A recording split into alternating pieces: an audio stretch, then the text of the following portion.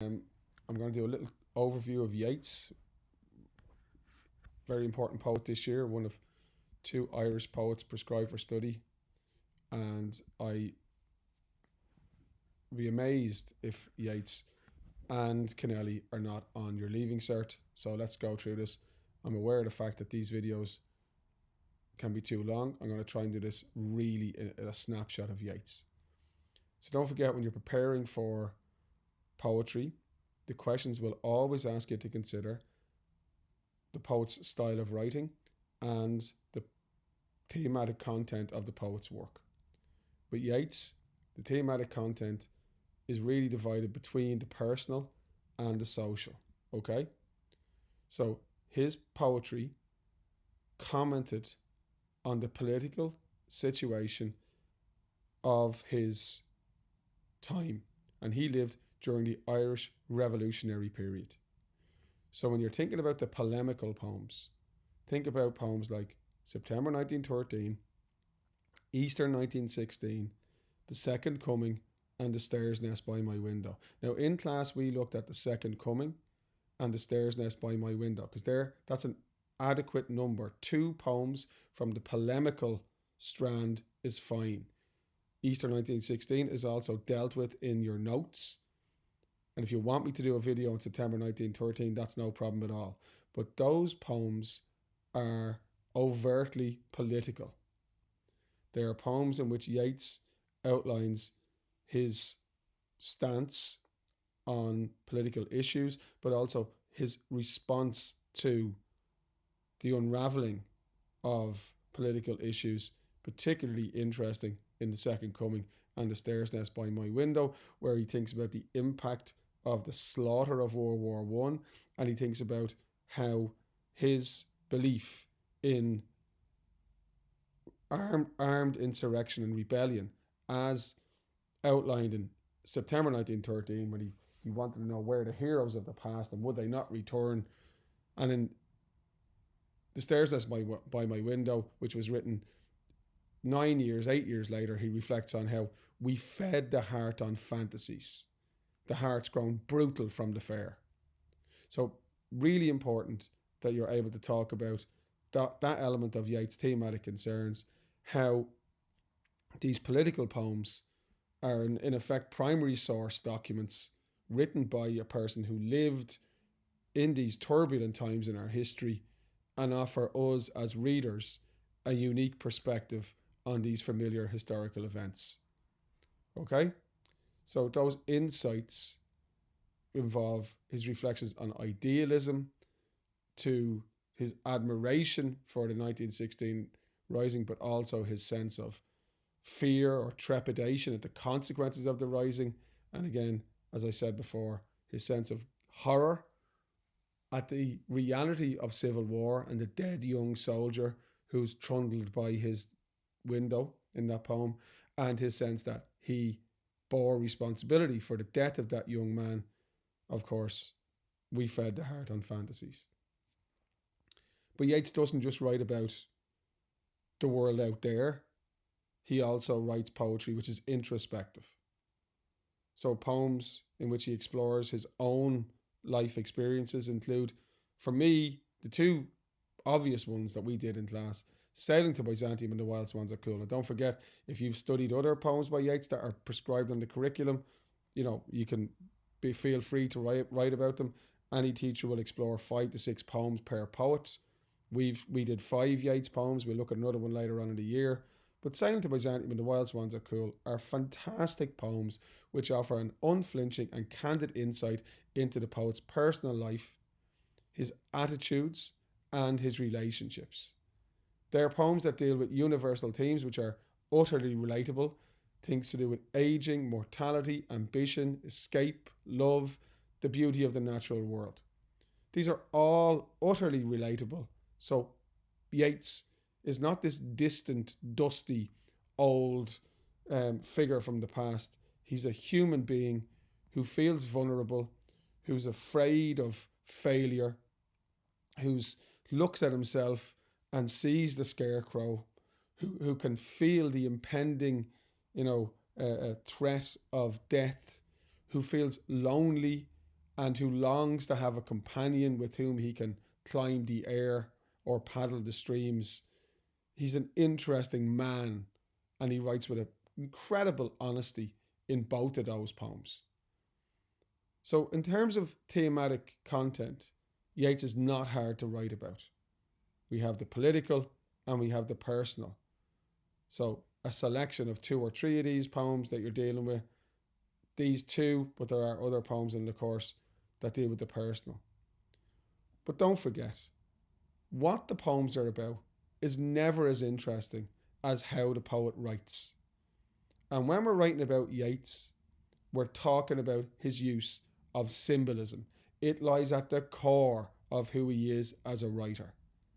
He is a man who is able to come up with absolutely perfect, precise images to capture the ideas that he's trying to discuss. And of course, these images are incredibly impactful and stimulate our senses. Let's have a look at some of them here.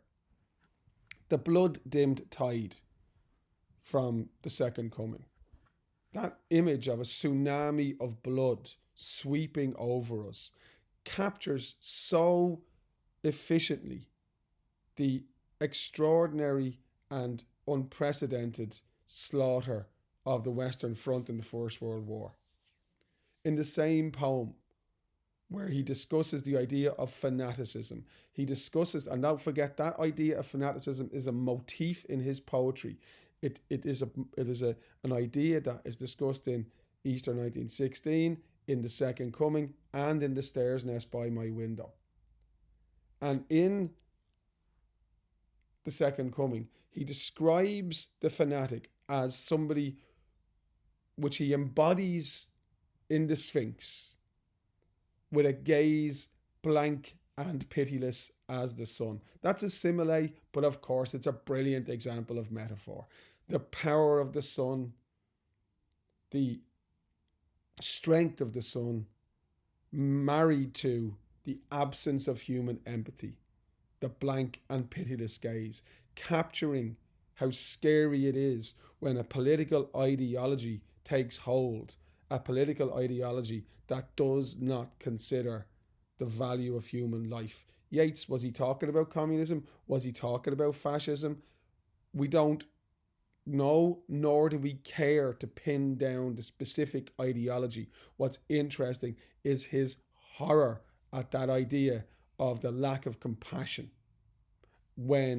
particularly when it is married to political power.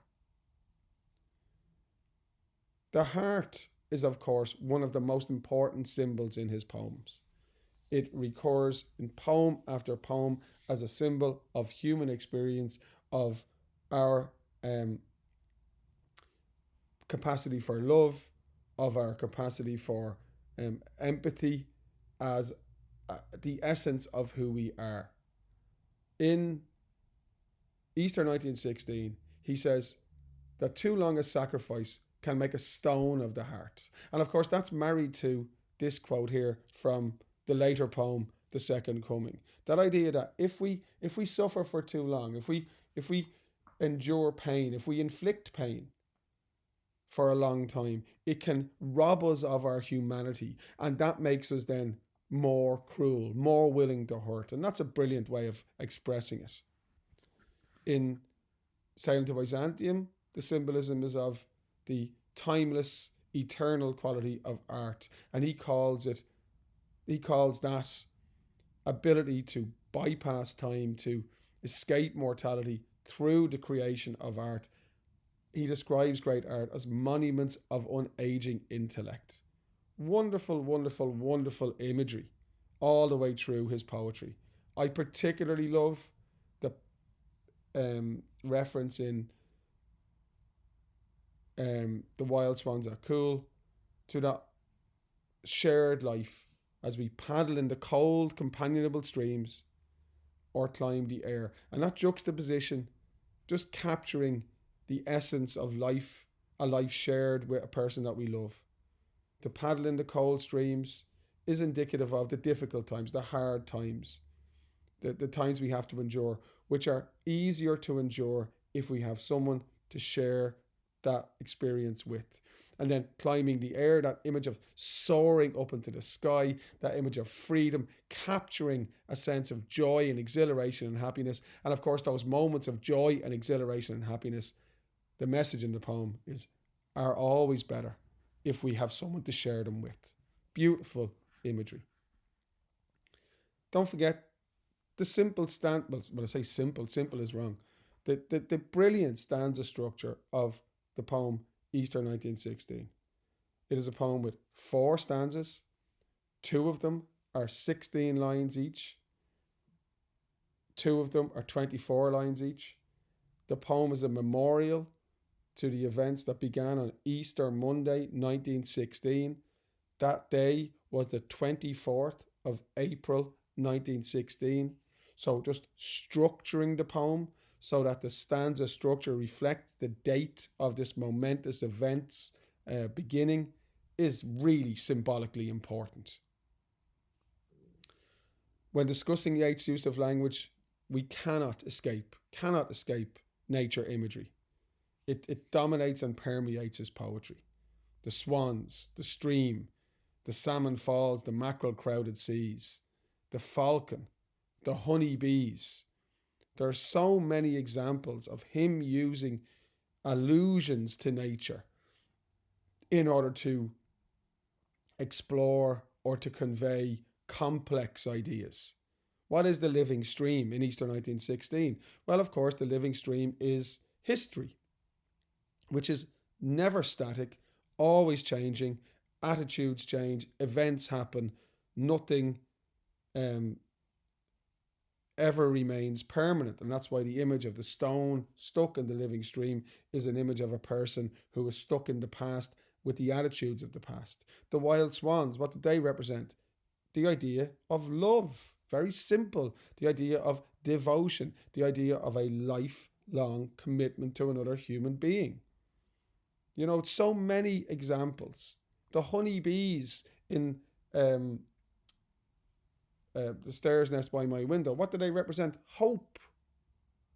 Think about the imagery of that poem with the crumbling building, with the old world falling down around him. But the honeybees, he's hoping will come and build in the empty house of the stair, that there will be a sweet future for Ireland. He hopes it will come. Other things to consider. Yeats is a man who writes in a very rhetorical style. The poems are peppered through with rhetorical declaratory statements. You know, that is no country for old man. And then, of course, things like repetition, the terrible beauty repetition, the wonderful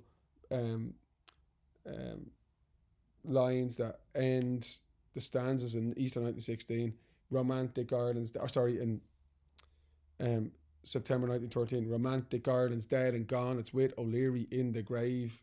And of course, in Easter 1916, that idea of, you know, all changed utterly, a terrible beauty is born. That repetition that he uses in those 2 poems in particular is very striking. And again, incredibly effective symbols. Terrible beauty. That's an oxymoron. You know, capturing the dual response that the poet feels. His use of contrast and juxtaposition is a feature we see in all of his poems.